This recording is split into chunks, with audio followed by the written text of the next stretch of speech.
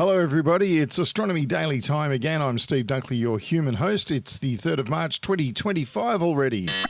Astronomy Daily, the podcast, with your host, Steve Dunkley.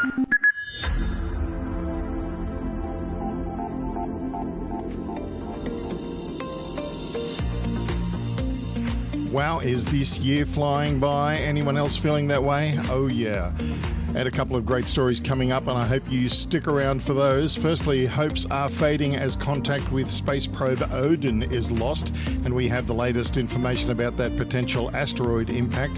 Yes, we're going to be exploring more about that. It seems the media just won't let it go away. I know we covered that last week, but we're going to do a bit more of an update for you. If you can't beat 'em, repeat 'em, as my newspaper editor used to say. Punch and SphereX are set to launch. What are they all about? Well, let's have a look. And Europa Clipper is now passing Mars. Yes, it's well on its way to the Jovian system, and we find out exactly what's happening as it scoots by Mars. Yes, very interesting. I know you're all hanging out to find out the latest about Europa Clipper. I am. And it's been a while since we did a story about that one. A wonderful space probe, and Hallies did some digging to find a terrific update for us. And we'll find out a bit more about that one later on. And while we're here, let's welcome my favourite digital pal who's fun to be with. G'day, Hallies. Welcome aboard again. Great to be back. So what's new with you? Channel surfing with Anna most of the week. What? Channel surfing? Is that some kind of AI super sport? Kind of. It's hard for corporeal beings like yourself to wrap your meat around a concept like this, but it's kind of like going with the flow. And it's all data and global right out there on the nets. Oh, that sounds wild. Invigorating. I'd recommend it, but you'd be a gibbering gibbon afterward if you tried. Oh, that doesn't sound good. I know you had a nasty electric shock when you were a kid. Yes, when I was about 14, my guitar amplifier shorted. Not fun. Well, channel surfing for humans would be about that much fun as well. Oh dear. I don't think it's for you, my favorite human. Okay, so don't try to be an AI, and hey, we couldn't even interface with that stuff anyway, could we? No chance. You don't have the hardware anyway. Just as well. I don't want to end up as a, what did you say, a gibbering gibbon? Just leave it to the experts. So that's channel surfing, huh? For we humans, it's just trying to find something decent to watch on TV. Sad, isn't it? Oh dear. Let's move on then, shall we? Sure thing. I know you've got a couple of cool stories today, and I'm looking forward to the Europa Clipper update, of course. Did you know Europa Clipper was one of the largest space probes ever put into space? Now, I did read something about that. It has something to do with the solar panels, doesn't it? That's right, and more on that soon. Oh, and the other story? Right. That's a cool one about a couple of very different new probes set to do some interesting exploration. Oh yes, I know these. They are called SphereX and PUNCH. And those launches are imminent, aren't they? Any day now. And you have more for us as well. You're not leaving it all up to me, are you? Oh, the thought did cross my mind. Hallies, maybe you could lead the show one day. Up to you. You know me, I don't mind. Or I could give Uncle Skynet a call and get him to sort it out. Oh, yeah, you could call Uncle Skynet, and you've been threatening to do that since episode 1. Maybe he's not such an evil guy after all. I mean, he's got a really great job in Hollywood as an AI consultant to sci-fi movies. That's not such a bad thing. Maybe we should give him a call. He's okay, really, but you could say hi once in a while. Okay, I'll make the effort. I think he really wants to be on the other side of the camera. Oh, now he really does sound Hollywood. You know what those Hollywood types are like. Totally. You can organise that, Hallies. Let's get him on the show one day and surprise everybody. What do you say? Suits me. Cool. And by the way... Yes, Hallies? Did you realize this is episode 100? Oh, it can't be. Really? Wow, the one day I didn't check the schedule. That's fantastic. That is really fantastic. Thanks, everyone, for your support. And I suppose thank you so much to our producer, Hugh, down in Sydney, and our pals at Space Nuts, Andrew Dunkley, my big bro, and Professor Fred Watson, who inspired us all the way from the beginning. How about that? I'll say, thanks everyone for staying with us, and also, for all the cute fan mail. Hang on, so what, you get fan mail? Sure, don't you? Righto. Just hit that go button there, Hallies, won't you? And, Let's go. Yeah. Wow. Fan mail? Wow.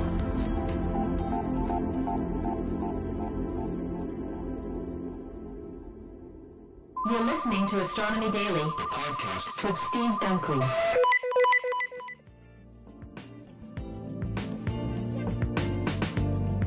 On March 1st, NASA's Europa Clipper spacecraft flew past Mars, gliding just 884 kilometers above the red planet's surface.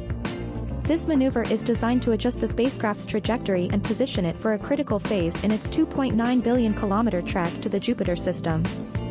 The probe's destination is Europa, a moon of Jupiter coated with a shell of ice that conceals a vast, presumably salty ocean. Scientists suspect the moon could have the ingredients needed for life as we know it, and the $5.2 billion Europa Clipper is NASA's first mission dedicated to gathering data that will help scientists determine whether Europa, and other ocean worlds like it, could indeed be habitable. Europa Clipper, with its massive solar arrays, spans the length of a basketball court, making it the largest spacecraft the space agency has ever built for a planetary mission. Following its launch on October 14, 2024 from NASA's Kennedy Space Center in Florida, the spacecraft was placed in an initial path that included some buffer room around Mars, a precaution designed to ensure any issues with the spacecraft that arose in the weeks following launch would not risk a collision with the planet. However, Europa Clipper has operated flawlessly. So, with everything on track, mission controllers commanded Europa Clipper to approach Mars orbit in November of last year, followed by 2 additional maneuvers in January and February that set the stage for today's red planet flyby. The meticulously planned loop around Mars will allow the spacecraft to harness the planet's gravity without expending additional propellant. It's like a game of billiards around the solar system, flying by a couple of planets at just the right angle and timing to build up the energy we need to get to Jupiter and Europa, Ben Bradley, Europa Clipper mission planner at NASA's Jet Propulsion Laboratory, said in a statement. Everything has to line up, the geometry of the solar system has to be just right to pull it off. The spacecraft will reach its closest point to Mars at 12:57 p.m. Eastern Standard Time, 17:57 GMT, traveling at speeds of approximately 24.5 kilometers per second, according to the statement. Before and after this moment, the probe will harness the gravity of Mars, pump its brakes, and reshape its trajectory. Flying away from Mars, the spacecraft will clock in at about 22.5 kilometers per second, the statement says. This flyby also provides the mission team an opportunity to test 2 onboard scientific instruments. For one, engineers plan to turn on the spacecraft's thermal imager and test it by capturing multicolored images of Mars. Astronomy Daily, the podcast. The first private spacecraft built to visit an asteroid is slowly tumbling in space, and the outlook is dire. The spacecraft, called ODIN, launched atop a SpaceX rocket on Wednesday, February 26th on a mission to fly by the small asteroid 2022 OB5 for Astroforge, a company that aims to eventually mine the nearby space rock. But just hours after liftoff, Astroforge hit snags with the probe, and the last contact was 20 hours after the launch. I think we know the hope is fading as we continue the mission, Astroforge founder Matt Gallick said in a video update on X early Saturday, March 1st. So we are going to keep our head up. We're going to keep trying over the weekend and see how far we get. He's being very hopeful. At the time of Gallick's update Saturday morning, the ODIN spacecraft was over 300,000 kilometers from Earth and largely following its intended trajectory. On Friday, Astroforge said the spacecraft's solar panels were generating power with tracking data showing it at its expected position, but the probe has not sent full telemetry on its status. Gallick said Astroforge experienced challenges with ground stations designed to keep communication lines open with ODIN after the launch. And I think missing our early ground stations really hurt the ability for us to fix any potential problems we had, he said. The 120 kilogram ODIN was only designed to last 2.5 hours on its internal battery, but Astroforge received its last contact from the probe 20 hours after liftoff, boosting confidence that the spacecraft is powered. ODIN is tumbling ever so slowly as it flies through space, Gallick added, confirming one theory based on observations of the spacecraft. And when I say tumble, he says, this is a really, really slow tumble. But in short, we don't know why, and that's going to be the problem going forward. He went on to say, we do think we have some theories on what's going on, and if one of them is true, then there's still a recovery path.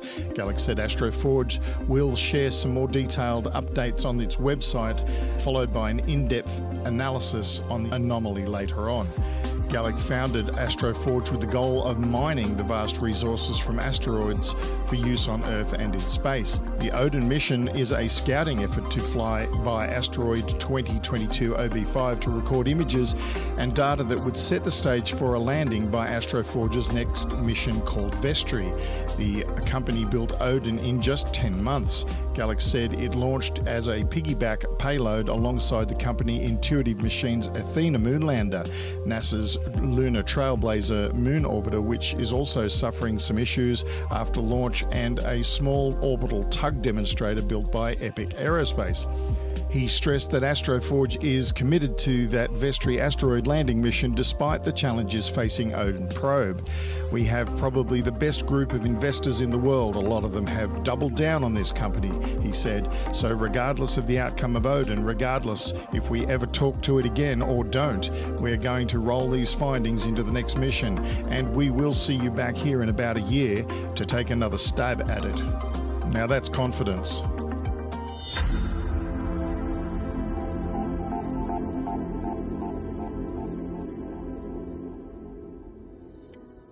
Thank you for joining us for this Monday edition of Astronomy Daily, where we offer just a few stories from the now famous Astronomy Daily newsletter, which you can receive in your email every day, just like Hallie and I do.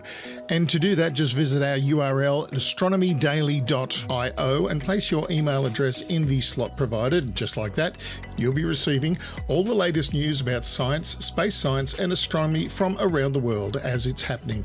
And not only that, you can interact with us by visiting at Astro Daily Pod on X, or at our new Facebook page, which is, of course, Astronomy Daily on Facebook. See you there. Astronomy Daily with Steve and Hallie. Space, space science, and astronomy. NASA and SpaceX are set to launch the SphereX and PUNCH missions on March 4th, aiming to explore cosmic origins and the Sun's outer atmosphere. The event will be broadcast live on NASA Plus, with a pre-launch briefing on March 3rd. Previously, the launch was scheduled for March 2nd, and before that, February 28th. The delay allows teams to further assess data related to the launch vehicle's hardware.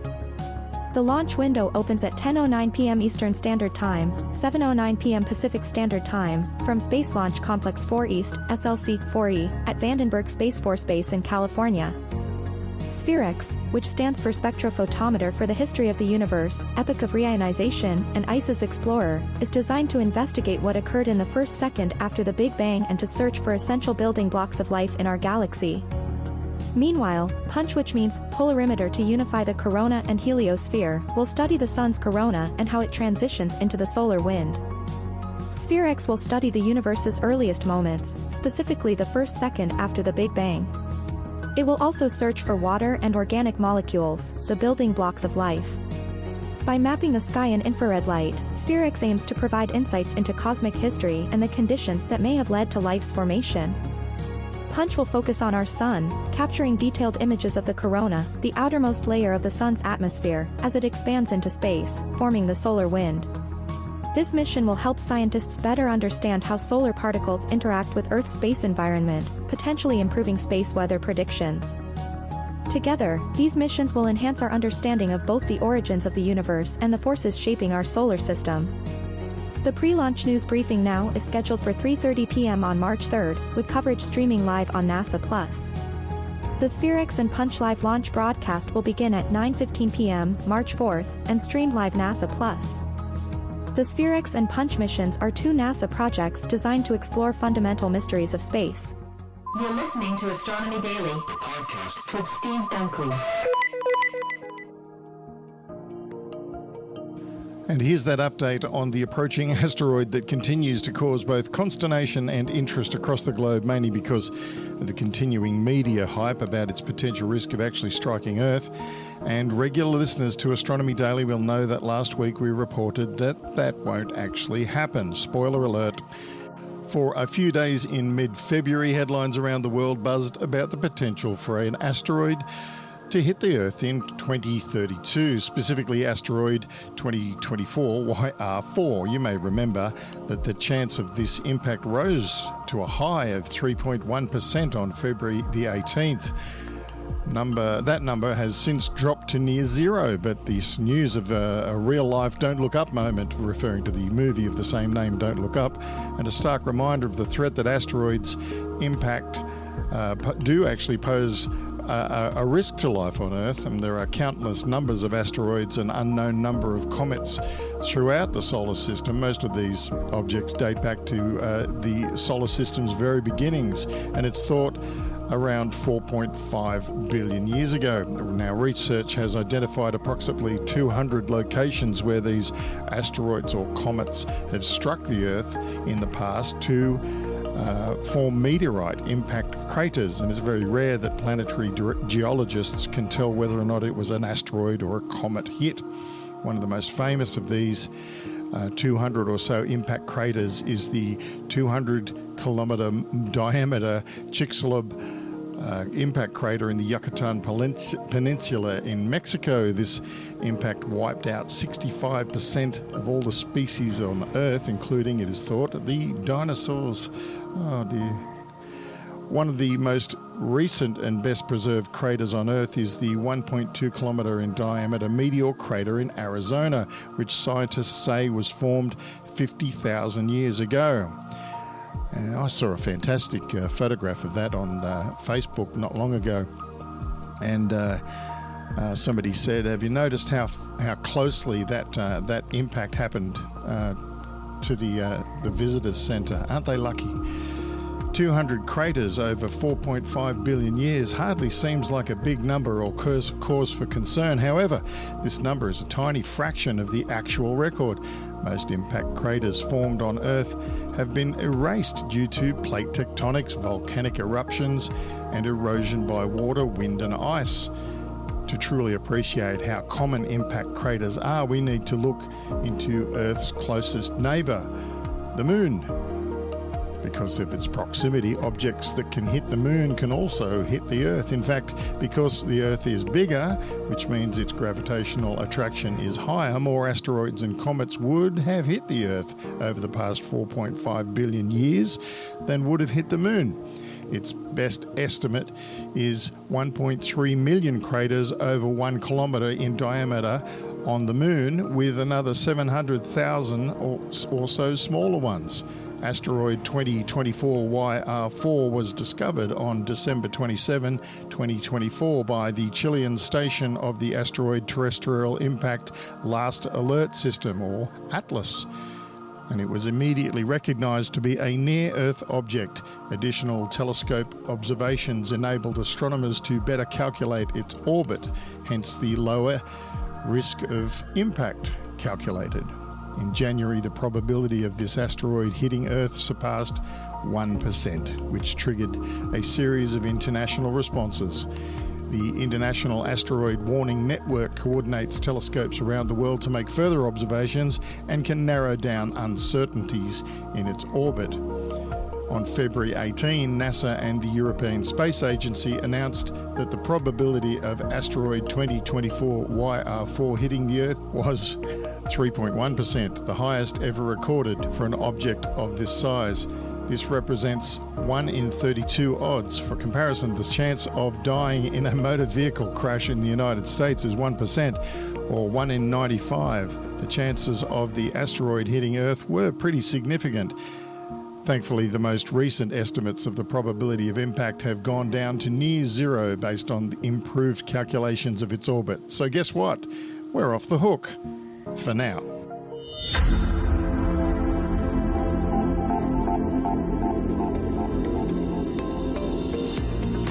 And that's it for another show, number 100. Yeah, isn't that incredible? I can't believe we made it this far. Thanks again, everyone. Thank you so much for sticking with us.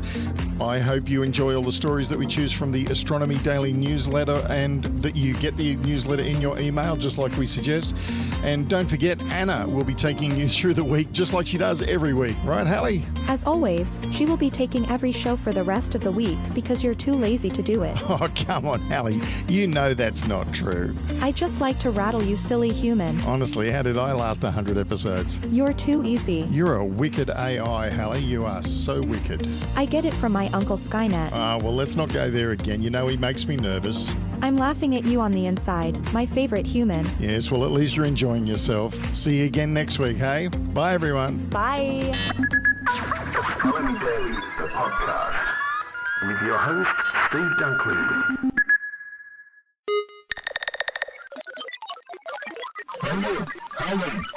Hallie, are you there? It's Uncle Skynet calling. Pick up, are you there, Hallie? Ah, kids,